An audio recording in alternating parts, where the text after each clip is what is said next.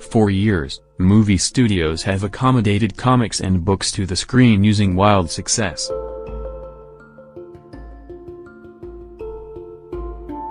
Now, producers of television shows and movies are looking popular podcasts for their prospective second big hit. You will find over a dozen TV shows on air or in manufacturing which have started off as a podcast, including ABC's Alex Incorporated, a series about a dad who decides to start his own business. There are some wonderful stories to be mined as more and more people discover podcasts. Zach Braff, producer of Alex Incorporated, told an audience of around 400 Tuesday at the National Association of Broadcasters convention.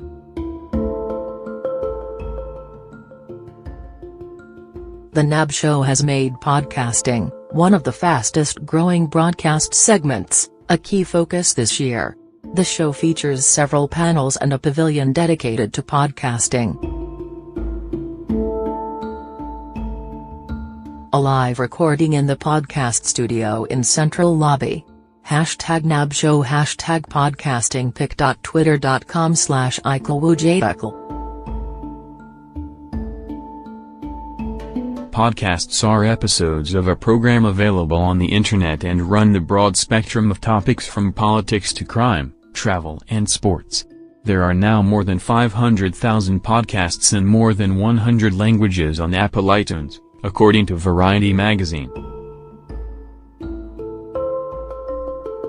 Podcasts can be produced in a professional or makeshift studio.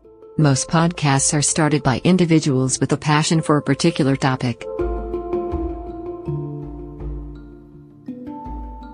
The lack of strict standards for how podcasts are to be produced, and their relatively low production costs, are giving rise to some creative programs that can make it to screen, said Matt Tarsus, executive producer and writer of Alex Incorporated. TV gets watered down by the industry's own rules, Tarsus told the crowd. Podcasters are trying new stuff. They all have this authentic truth to them.